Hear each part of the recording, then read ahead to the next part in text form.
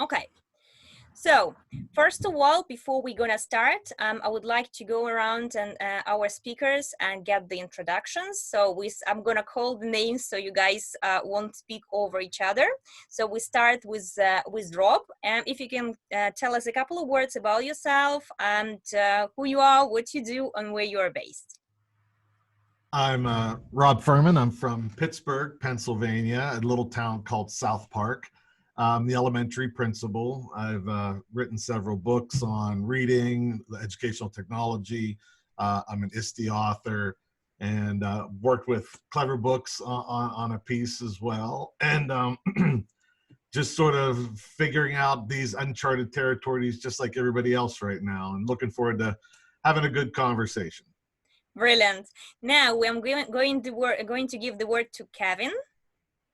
Hi, I'm Kevin Burgess. I'm at Rutgers Prep in Somerset, New Jersey, in the middle of the state there, about an hour outside of New York City. I do a lot of international students and working with them to bring them into the school, and then also a lot of immersive technologies, AR, VR, and bringing them into our school as well.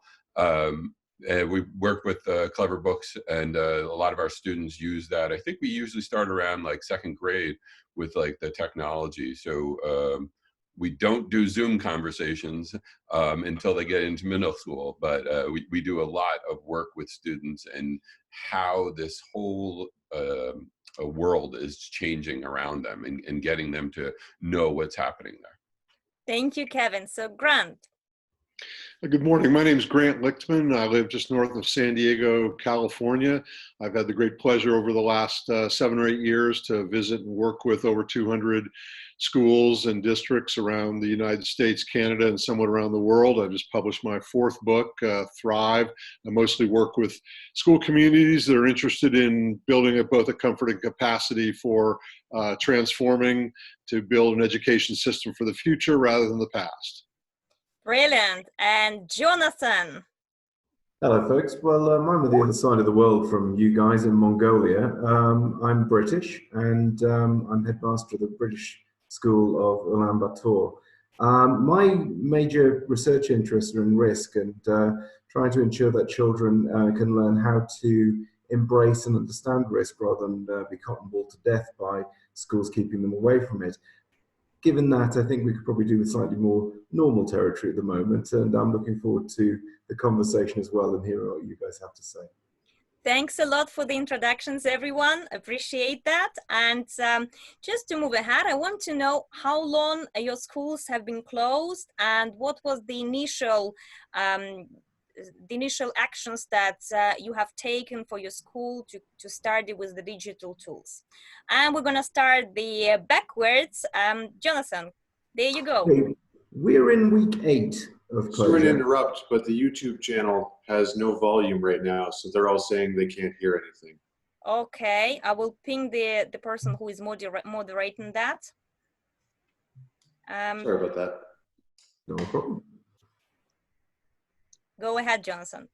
Sorry, as I was saying, week 8, January the 27th, we received the notification on a Friday evening from the Ministry of Education that we needed to be closed on Monday. Mongolia's had a very interesting situation regarding the virus. We didn't have our first confirmed case till March. So for a very long period of time, obviously this was a triage attempt with everything going on just south of the border in China. We had no time to prepare to move to virtual learning at all. It literally was WhatsApp in the evening, and between my senior team and myself, we managed to get a working plan together in about an hour following the announcement at 6 p.m. But given that, I think one of the key things I've learned over the course of this period is that we've got to remain extremely flexible in our approaches towards what we're doing. And we've tried to augment and upgrade our provision several times over this 8-week period. We expect we're still going to have another 6 weeks to go, quite possibly, because it may well be extended yet. But that we needed to remain very flexible to the needs of the children and to parents and to the emergent situation of where actually our students are, because they're not necessarily all still in UB, and many are right the way across the world now. So that's brought an added dimension to what we've had to do. Thanks, Jonathan. Grant, over to you. So I don't work at a school. I work with lots of schools, and I'll just report on California. The governor here has suggested that it's very likely that all schools in the state will be closed now through the end of the school year. So we've sort of been in spring break for the last week or so. Schools would have normally been coming back in the next week or so, but we don't finish school here until the middle of June. So it's likely that our schools will be out here for the better part of 2+ months or close to 3 months, some of them. Kevin? Our school is actually on spring break this week and next. So Friday the 13th was the first day we closed. That was done as we had the spread increase in New Jersey. So that would have been our last day of school. And then we had 2 weeks of break. We had planned to send home and did send home with the students on Thursday the 12th. All the books and everything else that they might need just in case we don't reopen on Monday, which I think is like the 30th or 31st. And we won't reopen. We just announced that we won't be back before April 13th. But I think that we're, and I should have mentioned, we're a pre-K to 12 school, 12th grade. So what we do going forward is going to change division to division. We don't have any online access until by student until grade 6, which is where we start middle school. So all our online portal access is by parent, grade pre-K through grade 5. And then we switch over to the students. And the students will be starting that Monday, the last Monday in March, when we should have come back and we go to online. We'll just follow the regular school schedule and be online at those times. And teachers will be taking attendance. I think just also stick in that over the last 2 weeks, the United States has changed the regulations for international students, those on the F1 visas, 3 times. So that's an evolving conversation too. What we have seen is international students at the beginning of the month were not allowed to take more than 1 online class while they were in the United States. Now they've waived that. And then additionally, they've waived the location. So they're no longer required to be in the US when they're taking their online classes. So now we're starting to see some of the international students travel home, particularly in students from China, because they're starting to wind down from COVID-19, and their parents want them to head home for a while. Okay, thank you. And Rob, over to you. And we just closed as of this past Monday.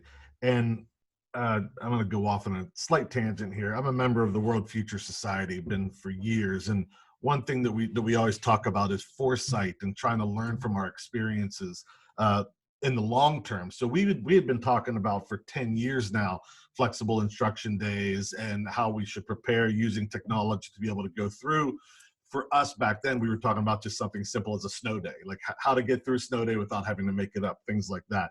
But, you know, through all of this, I really hope the powers that be can listen to what we're saying right now, because it's fascinating to talk from somebody in Mongolia who's been out for months now, all the way down to someone like me who I've just left as of Monday.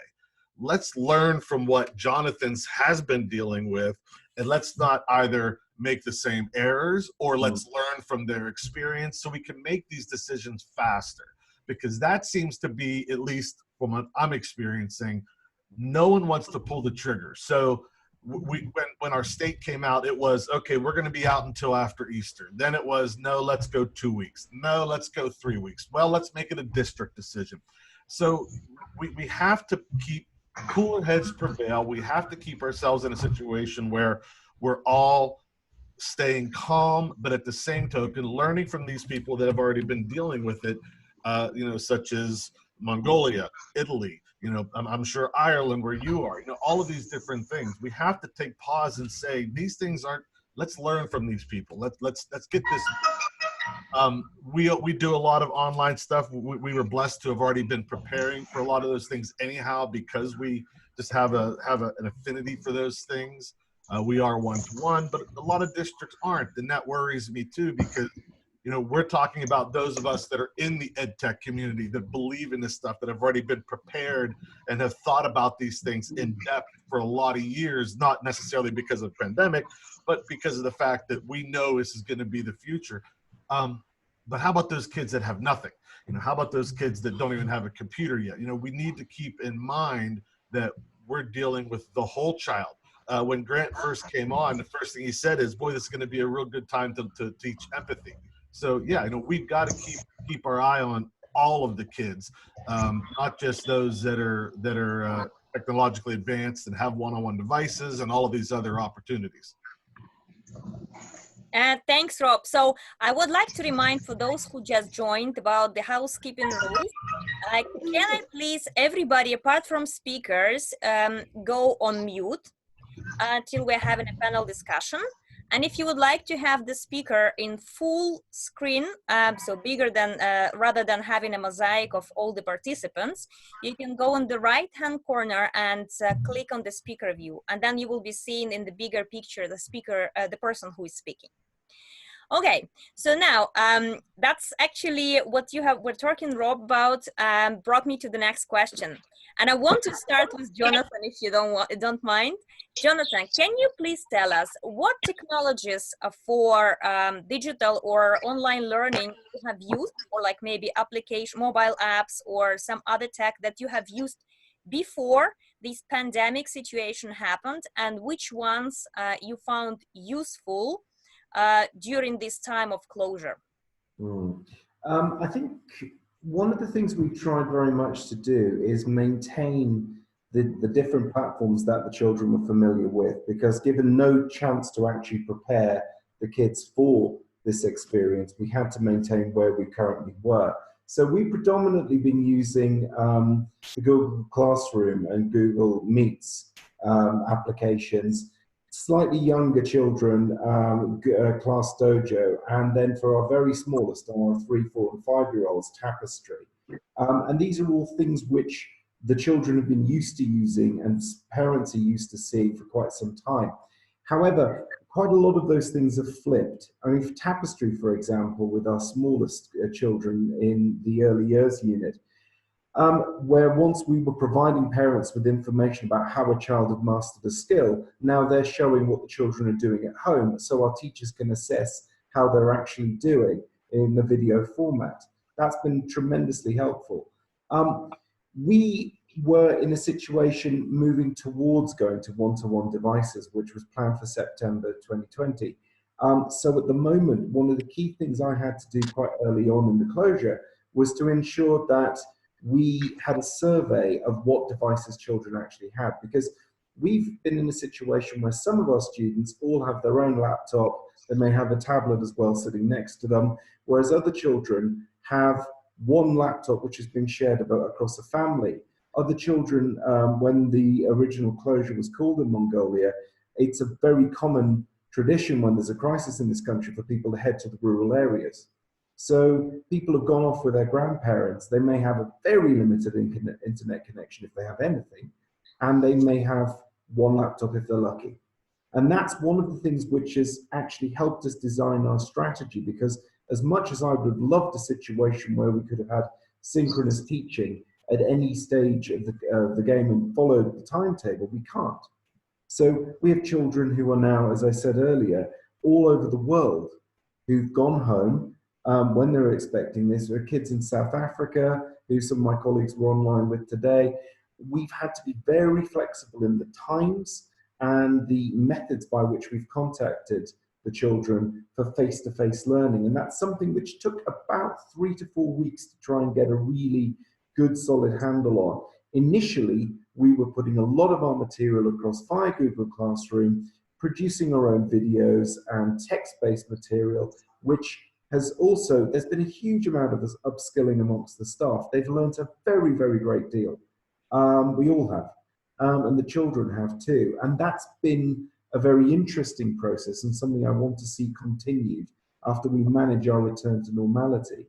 But I've talked to other schools who've done this, and some have gone down the lines of going to all sorts of different applications which the children have never used before. I'm not necessarily certain that's a wise strategy.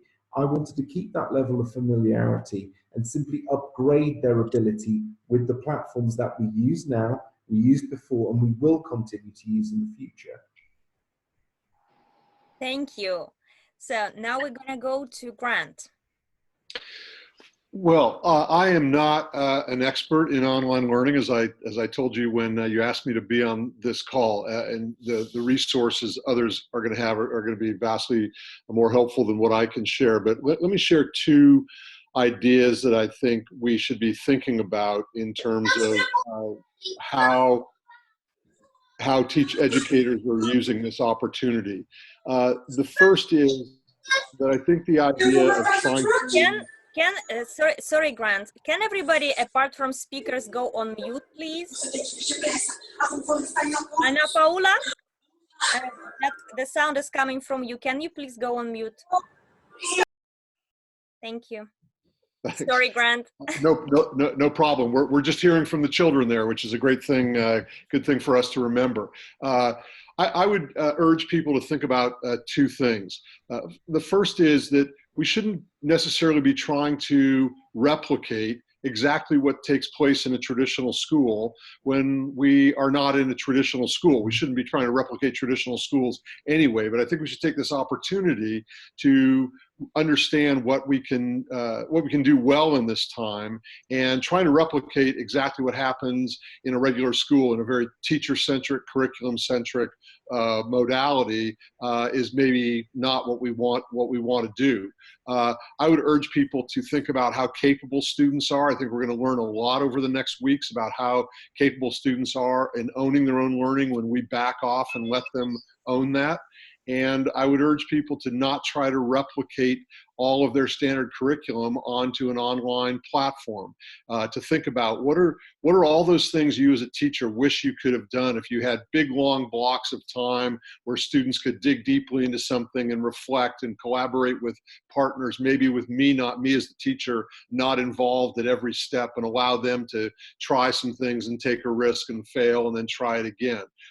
So whatever platform you use, I think, is whatever platform you have available, and everybody's going to have different circumstances, as Jonathan was saying, about whether all of their kids have laptops, whether they're synchronous across time zones, all those sorts of things. I think the key here is for educators to back off, not try to replicate what they've been doing standing in front of a class of students, but allow this new modality to educate us about how we could be learning not only today, but then when we come back to school. Thank you. Now I'd like to pass the word to Kevin. I agree with everything everybody's been saying. I think we need to think about this as a new type of school. There's schools have been around. You know, the one thing that schools have in common over the last 2,000 years is teachers. They didn't all teach the same way, though. You know, whether it was like those old, small group meetings in 2,000 years ago in whatever country, or then they had larger groups where the monks were sitting around and transcribing the books to make copies of books. Those kind of, all those different teaching models that have come through are we don't do them anymore. But what do we do? So most of what we've been doing is socially gathering people. And I think that this is just going to be a different style of socially gathering, and how like Jonathan was saying, like, what do we do with 3, 4, and 5-year-olds? Well, handing them an iPad and telling them, stay here for 7 hours. That's a really bad idea. Not gonna happen. Right. We can't just getting to sit still for 20 minutes is a miracle. So what are we going to do when and what we do with the 3, 4, 5-year-olds should not be the same as what we do with the high school students. And how do we empower the high school students to take more ownership of their own education? And I think this is going to be a challenge at first, right? We learn from people that have already been closed for 8 weeks, and we constantly try and improve. There's people from just going by what we see in the chat and people like logging in. There's people from all over the world right now gathered. So this is not something that we would have been able to do 15, 20 years ago, or really probably 5 years ago. So like what are we going to do? So in our school, we had a plan a week ago today, and we've already changed that plan. I mentioned those changes from the international students potentially leaving. So then a majority of our international students come from a time zone that is 12 hours different from ours. So if we're going to have a classroom that's live at 1 p.m., then it's going to be 1 a.m. by their house. How is that going to work? I think there's going to be greater. There's going to be, there's going to be a lot of opportunities to improve what we have, we started the conversation on our campus with thoughts about Google Hangout, but that's not possible in every country. So we may be moving to Zoom. But then we have to get the teachers to switch over what they were thinking. There's a lot of change, I think, that's coming.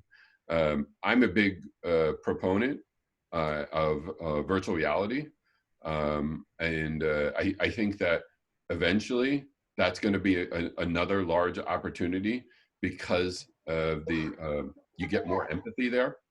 You get more connection. That's a little bit closer to what we perceive as the school environment and the social network than say an online class is, especially an asynchronous online class.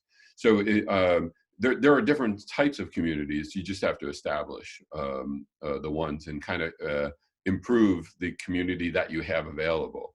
And I think that's what we're going to see a lot of. And then I do one of my favorite things is virtual reality.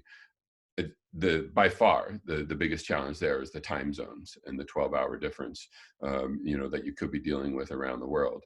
But there is a greater, the research shows that when the kids are connected in a virtual reality environment, they learn faster than if they're just in a regular online environment. So that may be something that schools can try out to get more of that teacher-student connection going. Because over the 2,000 plus, how thousands of years we've had schools, the one common factor is teachers. And I don't think that's going to change. Oh, no, definitely no. Teachers are going to be always there because somebody needs to facilitate everything. Right. Because tools, they are, it's like I like to compare. Everybody knows where to buy paints and where to buy different brushes and where to buy canvas. But if you don't have a facilitator who will be able to help you to understand how to do the painting properly, you might fail. You might think it's not your stuff. But if you have the proper facilitator behind you, you may become a great artist and a great and make great paintings. So that's absolutely necessary to have a teacher behind. And the question comes over to Rob. So what technologies have you used and which ones you see applicable in the current environment? Well, I mean, obviously all of these guys have had some great answers. I am going to put a link out into the chat. I have a lot of Twitter followers in education, and they started compiling all of these different companies that are giving out free trials, free times, things like that. But just like Jonathan said, that has to come. It's called amazingeducationalresources.com. By the way, someone's also telling me that they still cannot hear on YouTube. So if you want to, yeah, I can't do anything with the YouTube because there is a different person moderating, but no problem with the YouTube. If you can post the link on the YouTube chat. So, and if you are here in Zoom, so people can join. But anyways, this one is going to be recorded. We're going to put the video online. And for the next time, I will ask to make sure that we're going to have some other way to moderate that and post the video on the YouTube. Okay. So with amazing educational resources, there's tons of them out there. We use Google Classroom, we use Class Dojo. It's things that were already set up in advance. But like Jonathan had said, you know, I definitely would be wary of having a school all of a sudden try to jump into one of these things, you know, without them all being here, without it being implemented properly. You know, right now, at least where my head is, and I'm only 5 days into this, where my head is this is going to be an opportunity for parents to become those teachers. I think it was either Grant or Kevin and I were saying how it's going to be very hard for parents to balance being that home teacher and doing their own business at home, you know, trying to do the homework for themselves. But I think that's the reality where we are right now. Yes, we're going to eventually be able to get set up where we can do things in some sort of system with our teachers via online, via Google Classroom. We already have 5 flexible instructional days that we already have set up that we can shoot out at a moment's notice. But this is going to go longer than that. So because it's going to go longer than that, my concern is, like Jonathan had said, trying to throw things at the wall and see what sticks. Mm-hmm. It's going to end up being on the parents a lot. Use these resources, figure out ways to keep your kids engaged, doing these exciting things. Administrators, teachers, you know, I just started the other night. In the evenings, I go on my Facebook Live and I read a story, and my kids show up online and they listen to it. I had over 150 people show up for that first experience. Watch copyright, but there's a lot of places out there that are letting that be open right now. Random House Penguin, I think, they opened it up. Dan Gutman, he does the My Weird School books, gave us carte blanche to be able to read to the kids. So a lot of authors, children's authors, are stepping up right now as well, saying we understand that we're in an odd time, because again, like I think everybody said, we have to keep that connection. Yes, it's nice if an author reads it and they can go watch it on YouTube, but if you're doing it, that gives you that community connection. Look, there's my principal. Look, there's my teacher. Mm-hmm. And it just makes everything sort of calm itself a little bit, where the kids could look, especially like I think it was Kevin was saying, the 3 to 5, my kindergarten, first, second graders, you know, that means a lot that, hey, he's still there. You know, we're all connected. We're good. Probably comparing from where Jonathan is to where I am right now, we are still a little bit in panic mode, because it's only been a couple days. We're still trying to figure out what all this means. We're still trying to get through, you know, day 4, where, you know, Jonathan, probably, I would assume the dust has settled a little bit. You probably at least have a somewhat of a routine, even if it's an odd routine. You still feel like, you know, this isn't just happened. So, you know, we're definitely in a place where we're gathering resources. We're talking to parents. We're trying to help the parents stay calm and settled so that the kids stay calm and settled. I think a lot of the things like the Google Hangouts, the Facebook Lives, the FaceTimes, all those things are what's going to help keep the community engaged together right now. You know, the education will come. The parents are going to have to do it. At least to some extent. You know, we'll be there with them, you know, virtually through these Google Classrooms and Dojo and those type of things. But you know, look at this as a silver lining. Look at this as an opportunity to, as a parent, to really imprint on your children some fun learning experiences. Get out of the textbooks. I'm so anti those things anyhow. And a lot of times these iPads become textbook 2.0. You don't have to have that either. You know, go cook, teach them how to read a recipe, do some math with the recipes. You know, there are so many fun things that you can do around the house. You know, embrace this opportunity, embrace this time that we didn't expect to have. We're always complaining about being so busy. Guess what? I don't think we're all as busy as we thought we were 48 hours ago. So now use that to your advantage. look at this as a blessing in disguise, and enjoy your children, enjoy watching them learn. This can be a positive in your house. You just got to sort of switch that mindset and say, okay, I'm the teacher now, let's do this, and it's going to be okay. That's brilliant. Thank you so much. And what I absolutely love about this gathering of panel discussion, that you are all in different stages of being locked down. And I want to ask the last question before we open up the audience for their questions. So meanwhile, I'm going to be asking the question, and the others are going to be replying this question. I would like you guys in the audience to type the questions in the chat. And I think that in order to avoid many people speaking at the same time over each other, I'm going to read out the questions that you have in the chat, and the guys will answer. So if you have a question to a specific person, just make sure you have the name of the person mentioned. So my question to the panel is the following: what would be your 3 main learning points based on where you are with your experience of being locked down? Rob. 3 main learning points from an educational standpoint. From the whole situation. From the whole situation. Oh, well, the first learning standpoint is I do not stay at home well, but that's a decide. You know, I think one of the biggest learning points that I've discovered, and I really hope everybody else opens their eyes, is, like I said, as a part of the World Future Society, we look at things 5, 10, 20 years out, and we try to make these ideas of what could be. You know, let's stop worrying about the day-to-day, and we got to start looking at the bigger picture. Look farther out. Quit looking at the tip of your nose and get out there, because we know things are going to be coming. We know things are going to be happening. This is, you know, the idea that we're rushing now to get all of these instructional days put together and stuff like that. Come on, guys. We should have been doing this five years ago, when we knew things, you know, could be this way. Not necessarily the pandemic, but the fact that we have these opportunities. Let's stop ignoring the fact that these things are here. Let's start using them to our advantage before it becomes a crisis point. You know, a lot of this stuff should have already been taken care of. We know these things are out there. Virtual reality. I've been doing things in Second Life for 10 years now. Minecraft, all these different places.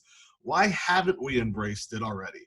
And I think that's what I'm learning now, is I wish I would have pushed it more, and I wish everybody would take an opportunity and look and say, okay, worst case scenario, whatever the case may be, let's take these technologies and take them seriously, because they are out there. We're telling you they're good. Let's stop and you know, look at some of these exciting things and start using them, as opposed to being frightened of them. All right, that's one big one. Go ahead, next guy. Okay, Kevin, go ahead. So I look at this a lot, like the discussion about sustainability, and what do we need to be sustainable? And most discussions of sustainability involve some kind of diversification, so that you're not all your eggs in one basket, and not everything is coming in just one. And right now, that's what's happening in schools. We have only primarily one way of delivering education, and we have no flexibility to get out of that model quickly. And I think that's part of the panic that we're facing. One of the things that well, I tell everybody I'm a recovering math teacher. And so I talk a lot about parameters and variables. And parameters are the things you know, and variables are the things you don't know. And the variables seem to be piling up recently. We're getting a lot of change coming through. And when we transfer parameters to the variable category, like say we're driving down the street and we get a flat tire, that transfers our transportation parameter to a variable. It no longer works. And that, you know, we have a word for transfer from a parameter to a variable. It's called anxiety. And that's what we need. You know, we need to transfer variables over to the parameters and get that education back into something that we're comfortable with, and something that's fairly stable, like in Mongolia, where they've been doing this for 8 weeks, they've probably, gotten out of that anxiety stage and, stabilized into something comfortable. I love I hadn't thought that the kids might run out, and go to their grandparents' house or something like that. That makes so much sense when you look at the U.S., right? We were chit-chatting before we started.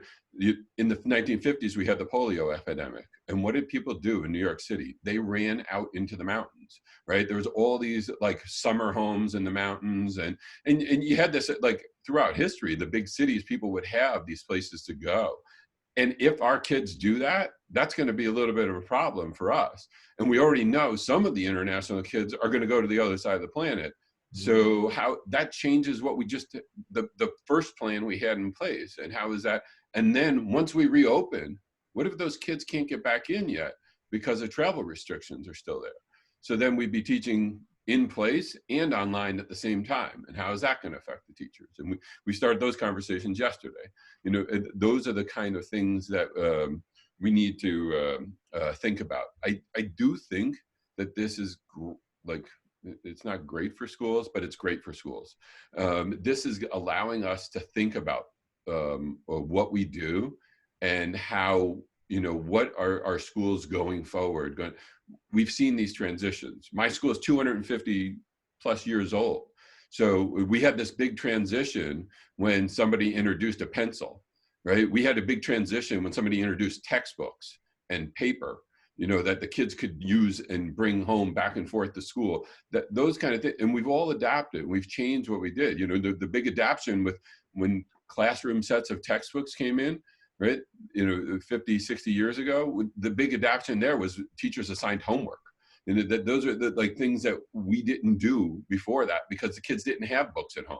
So now, not only do the kids have books at home, but they have Google at home. They have all the knowledge that humans have ever come up with at home. So how do we change? And I think that we're about to see some pretty fast changes come through in education, and this is just another tool for us to get that change done a little faster. Thank you. So what's your learning point, Grant? Well, I'll throw out two, and the first one builds off of what Rob was saying. I've posted a link to a blog in the chat a couple of times that I wrote last week. Some of us have gotten used to seeing this exponential curve of change, the sort of hockey stick curve, and normally we think about it as related to technology, the Moore's law of doubling of computer power over 18 months or 2 years, something like that.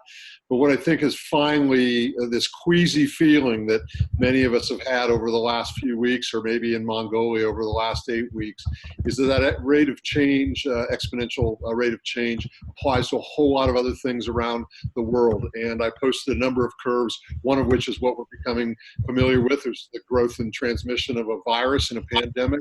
But that same curve is reflective of a lot of things: the growth of CO2 in the atmosphere, human population, species extinctions, social media interactions over time, all sorts of things. And some of us have been screaming that the world is changing very rapidly, and educators have been hoping that that didn't apply to them for decades and decades. Well, now we really, really know it does apply to us as well.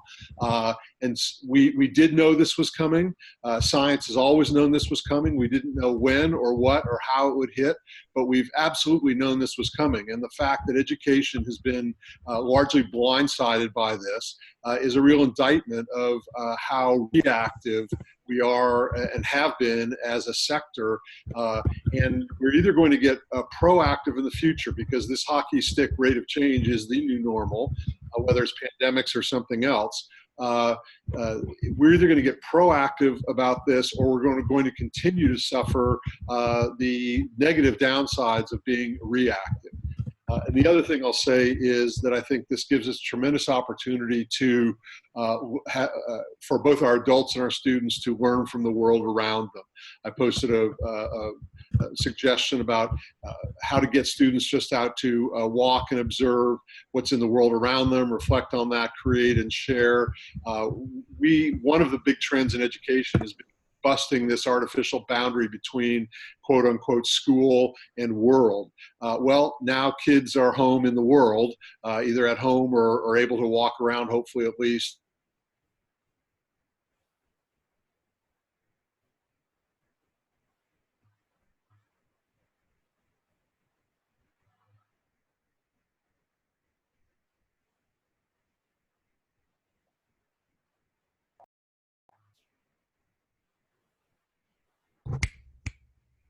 There we go.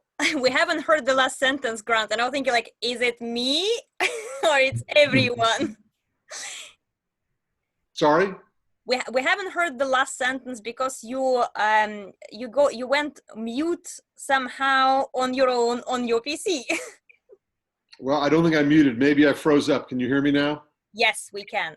I think I said something about we should take this opportunity to continue to break the artificial boundary between being in quote unquote school and the rest of the world around us, where the world is such a tremendous learning opportunity. And I think if teachers can take advantage of this opportunity to figure out how to create the conditions for their students in this time to more authentically engage with the world around them, others around them through virtual means, even though they're socially distant or physically socially distant, it's a tremendous opportunity, and I think will lead us into some of the reorientation and transformation that at least probably a lot of folks on this chat wish we'd done a decade or so ago.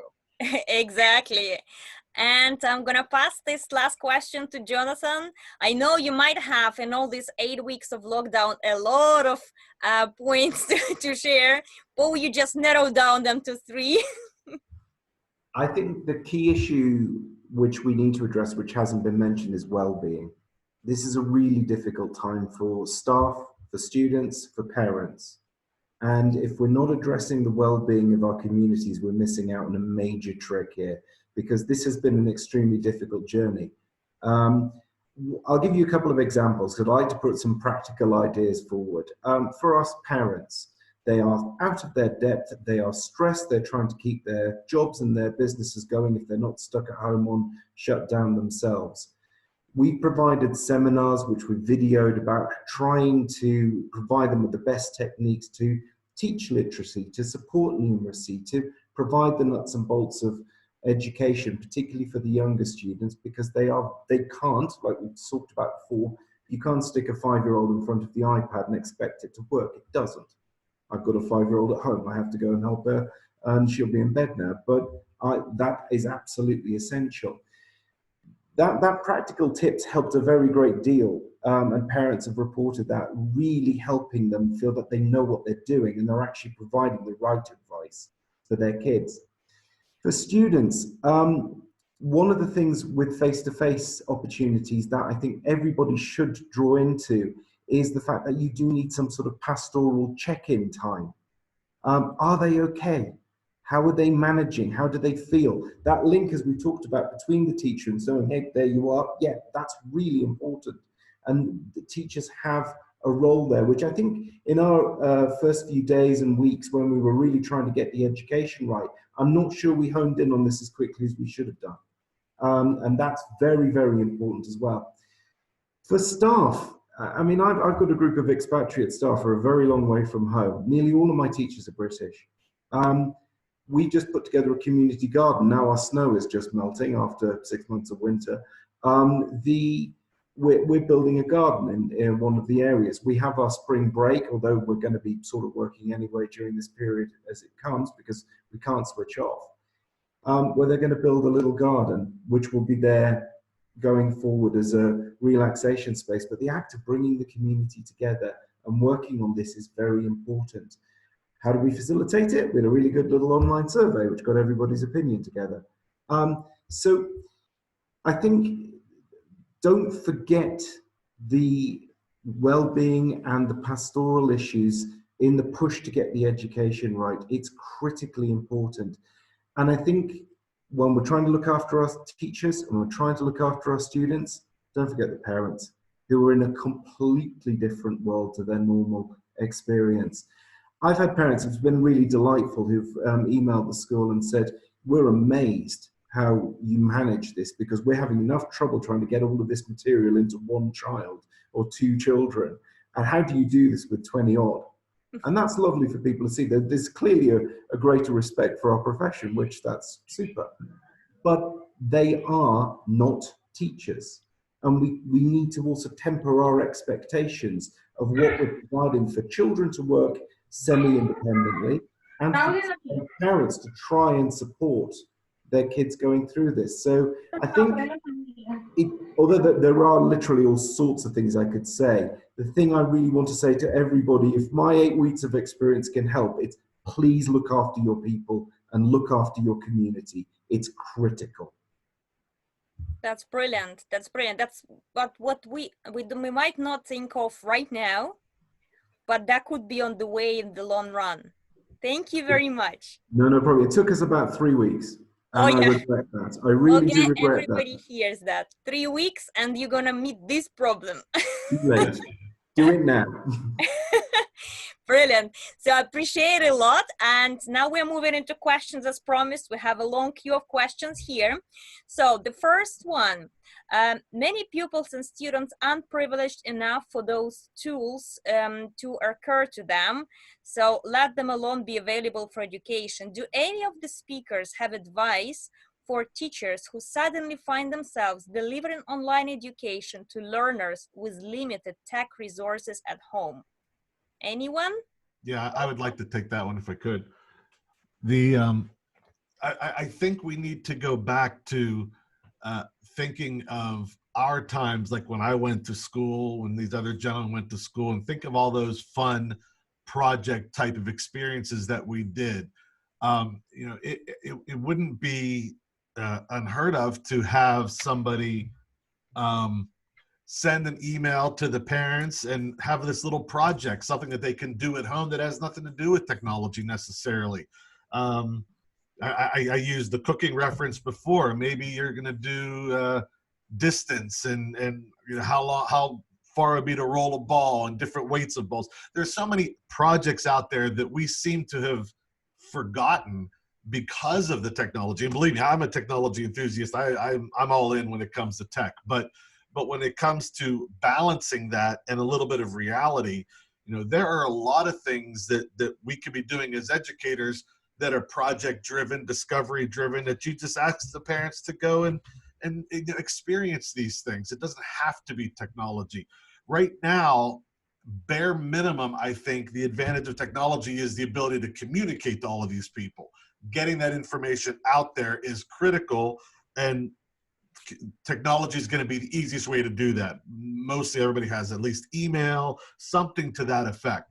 But beyond that, all the learning does not have to continue to happen on the computer. There, like we said, there are a lot of people that don't have the computer out there or don't have internet that could handle these heavier duty virtual reality systems and all that kind of stuff. Doesn't have to.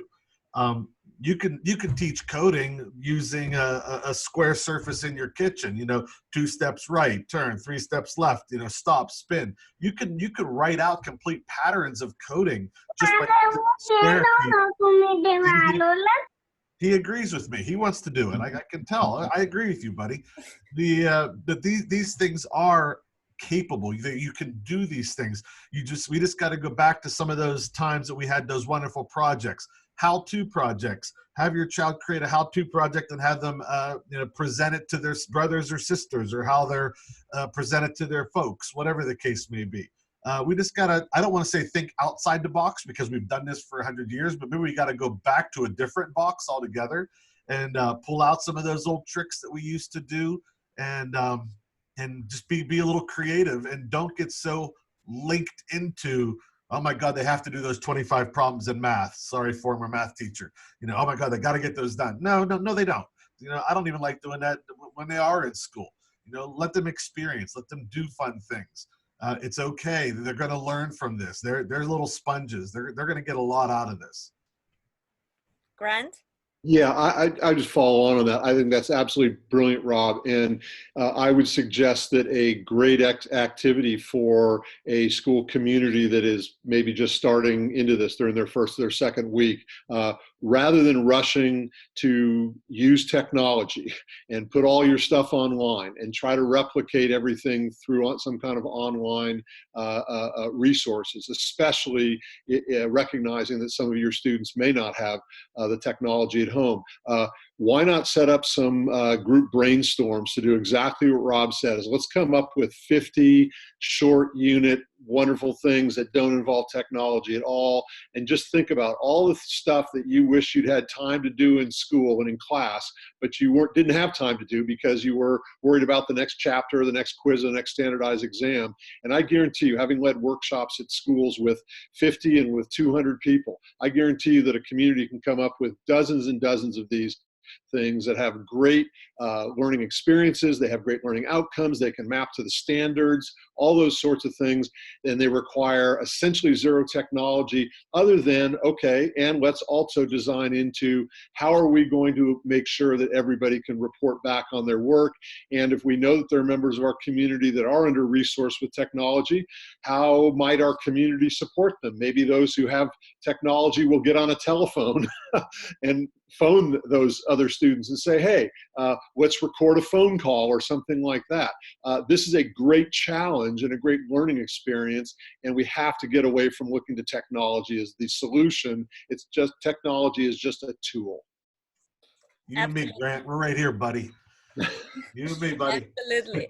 By the way, I know that a lot of companies have opened their resources with, like, here is the free technology for you. Like WebEx has become like free for the period of time where it needs to be connected, connection between students and teachers. I know that LifeSize opened their tool free as well to public. I know that a lot of courses online and open courses open their the learning opportunities.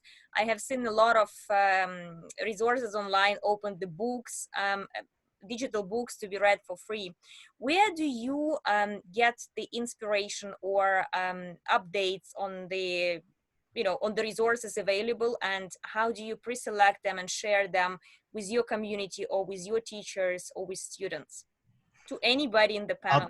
I'll take it real quickly because I mentioned it earlier. There's a website called amazingeducationalresources.com that people have been going on and adding every time another company pops in. They've been adding to it.